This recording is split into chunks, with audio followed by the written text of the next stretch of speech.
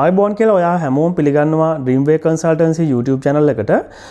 මේ week එකේ අපි කතා කරන්න හිතුවේ අපිට ආපු inquiries වලින් special දේවල් ටිකක් මොකද ඕගොල්ලන්ටත් ඒවා ඕගොල්ලන්ගේ visa process එකේදී වැදගත් වෙයි කියලා හිතන හන්දා. මම Lahiru කූරගම licensed New Zealand immigration advisor. එක inquiry එකක් නැත්නම් එක question එකක් අපෙන් අහලා තිබ්බා. ඇත්තටම ඒ කෙනා work කරන්නේ real එයාට genuine work experiences තියෙනවා but එයාට salary ගෙවන්නේ cash in hand. ඒ වගේම salary එක එතකොට bank account එකට ගිහිල්ලා නැහැ. ඒ වගේම එයාට EPF ETF pay කරලා තිබුණෙත් නැහැ. එතකොට මේ ප්‍රශ්නට අදාළ inquiry එක තමයි එතකොට student visa apply කරන්න බැරිද? genuine employment එකක් අපිට පෙන්වන්න බැරිද? ඔව් ඇත්තට මේකට උත්තරය තමයි ඔයා ඇත්තටම genuinely work කරනවා නම් කොහොමත් immigration එකට ඔයා genuine information තමයි provide කරන්න ඕනේ. එතකොට ඔයාට ඇත්තටම cash in hand නම් ඔයාගේ salary එක ගෙවන්නේ ලංකාවේ ඇත්තටම නීතිය හැටියට ඔයාට cash in hand salary ගෙවන්න බැරි කමක් නැහැ. ඉතින් ඔයා ඒකට අදාළව as much as evidences provide කරන්න ඕනේ. ඔයා මේ genuinely ඔයාට ඇත්තටම cash තමයි salary හම්බෙන්නේ කියන එක. ඒකම මෙතනදී immigration එක ඇත්තටම ඔයාගේ salary account එකට එනවාද කියන එක චෙක් කරන එකට අදාළ එක හේතුවක් තමයි ඔයා genuinely work කරනවාද කියලා බලා ගන්න ඒක හොඳ evidence එකක්. ඇත්තටම EPF ETF කියන්නේ ඒකට අදාළ හොඳ evidence එකක්. ඉතින් ඔයාගේ salary එක එහෙම account එකට එන්නේ නැත්නම් ඔයා දැනගන්න ඕනේ ඔයාගේ apply කරද්දී visa apply කරද්දී ඊට අදාළව ඔයා genuinelyම work කරනවා කියලා පෙන්වන්න පුළුවන් වෙන evidences as much as provide කරන එක. මොකද ඇත්තටම ඔයාට EPF ETF ගෙවලා තියෙනවා නම් හෝ salary account එකට ඇවිල්ලා තියෙනවා නම් ඒක හරියම ලේසි ඔයාගේ employment එක justify කරන්න. but ඔයාට ඒ විදිහ නැති වුණොත් ඔයා දැනගන්න ඕනේ ඊට අදාළව ඔයාගේ එක්ක employer ගෙන් letter එකක් ඔයාට salary ගෙවන්නේ මෙන්න මේ විදිහට. එහෙම නැත්නම් ඔයාට EPF ETF company ඒ policy එකක් විදිහට කාටවත් pay කරන්නේ නැහැ හරි. ඒ විදිහට නැත්නම් ඔයා agreement එක sign කරද්දිම ඔයාකට agree වුණා කියලා පෙන්වන evidence එකක්. තව සමහරට ඔයා professional job එකක් කරනවා නම් ඔයාට ඊට අදාළව අපි තුන් photo album එකක්, photos, evidences වගේ දේවල් ඔයාට provide කරන්න පුළුවන්. මොකද immigration එකේ purpose එක තමයි ඔයා genuinely work කරනවා කියන එක verify කරන එක. ඉතින් ඔයා genuinely work කරනවා නම් ඔයාට තව ගොඩාක් evidences මම මේ කිව්වා වගේ ඒවා provide කරන්න පුළුවන්. තව ප්‍රශ්නයක් එතකොට අපි කතා කරොත් එක client කෙනෙක් අපිට කිව්වා එයාගේ ඒ කියන්නේ කලින් apply කරපු visa application එකක Australian visa rejection එකක් තිබිලා තියෙනවා. එතකොට ඒ Australian visa rejection එක New Zealand visa application එකේදී දැන් අත rejection එක අවුරුදු 5ක් විතර පරණයි කියලා එයා කිව්වා එයාගේ agent කියලා තිබ්බා කියලා. ඒක දැන් ටිකක් පරණ හන්ද declare කරන්න අවශ්‍ය නැහැ කියලා New Zealand visa application එකේදී. but අනිවාර්යෙන් මම ඇඩ්වයිස් කරන්නේ ඔයාගේ visa rejections තියෙනවනේ ඒක ඕස්ට්‍රේලියාව වෙන්න පුළුවන් ඕනෙම රටක වෙන්න පුළුවන්.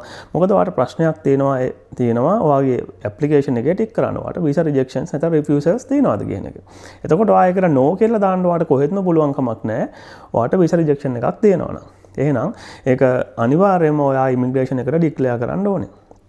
එතකොට ඔයාගේ visa rejection එක ඇත්තටම ඔයා මොනවා හරි fraud document එකක් එහෙම නැත්නම් false or misleading information වගේ දේවල් provide කරලා වෙච්ච rejection එකක් නම් ඔයාට පුළුවන්කම තියෙන්න ඕනේ ඇත්තටම genuinely ඇයි මේ rejection එක උනේ කියන එක proper justification එකක් දුන්නාම ඒ decline එක අපිට justify කරන්න පුළුවන්කම තියෙනවා.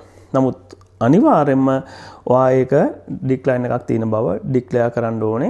මොනම විදිහකටවත් immigration එකට ඔයාගේ visa rejections hide කරන්නවත් information false or misleading information provide කරන්නවත් එපා.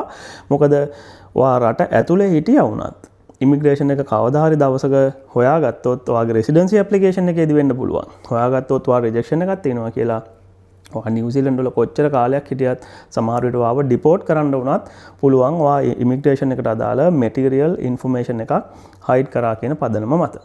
හරි. ඊළඟ ප්‍රශ්නේ අපි කතා කරන්නේ අද ඇත්තටම අන්තිම ප්‍රශ්නේ අපි කතා කරන්න හිතුවේ කෙනෙක් අපෙන් ඇහුවා එක ළමෙක්. එයා New Zealand ඇවිල්ලා ඇත්තටම එයාට මේ contractor job එකක් හම්බෙලා තිබ්බා.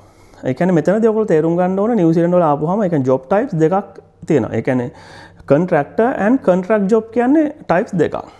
එතකොට මේ contract job එකක් කියලා කියන්නේ ඔයාට සමහරට contract එකක් හම්බ වෙනවා specific period එකකට මාස 6ක් නැත්නම් අවුරුද්දක් ඒ වගේ period එකක්.